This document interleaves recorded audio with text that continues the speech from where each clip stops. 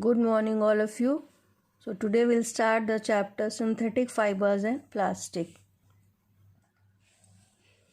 Now you can see very nice pictures are given here of the hiking gear. Now what is hiking?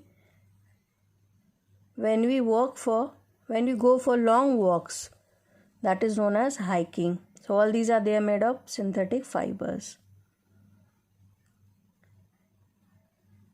Now first we'll study what are natural fibers. So some common examples of natural fibers you must have read. In lower classes you have read that natural fibers, they are the fibers which we obtain from plant and animal products. But now we'll define natural fibers as the fibers which we obtain from nature. For example, cotton, silk and wool. So they have been used for making clothes.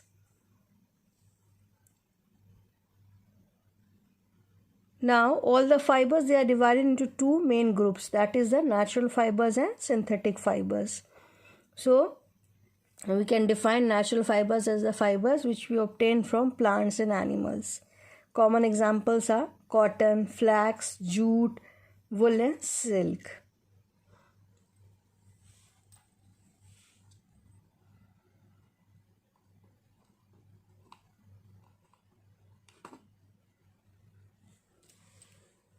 Now cotton fibers, they are considered good over synthetic fibers because they have a number of advantages. Natural fibers, they are comfortable to wear. For example, cotton. Cotton is very comfortable to wear during summer months. They are more durable and lighter in weight. They absorb moisture and they do not wrinkle easily. Wrinkle means wear and tear, or you can say choor hona. Now they are easy to maintain. They do not catch fire easily. So these are the 5 main points of natural fibers. Now next is your synthetic fibers. Now what are synthetic fibers? Some common examples are given here like nylon, rayon, acrylic and polyester. So they are generally produced using petrochemicals like coal, petroleum and natural gas.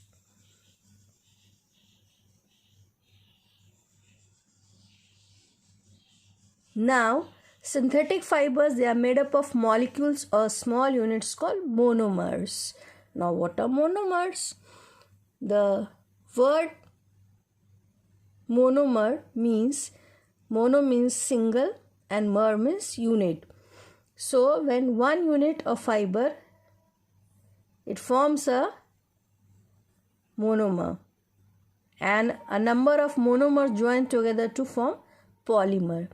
Polymer is derived from a Greek word, two Greek words. Poly means many and mer means units. So when many units of monomers join together, they are known as polymers.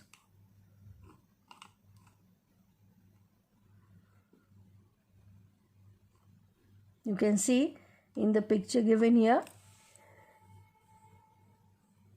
small units of monomers are here.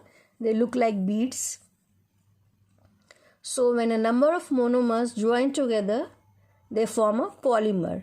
And the process of joining the monomers repeatedly to form polymers is known as polymerization.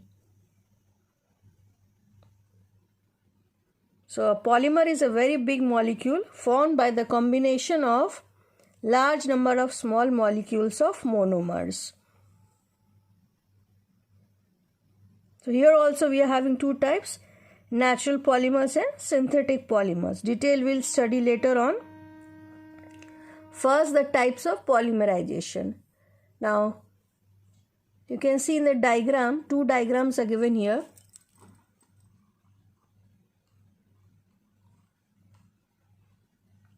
A linear polymerization and a cross-link polymerization. They just appear like beads in a string.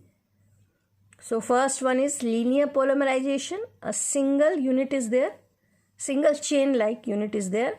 Second is cross-link as the name suggests. Now types of synthetic fibers.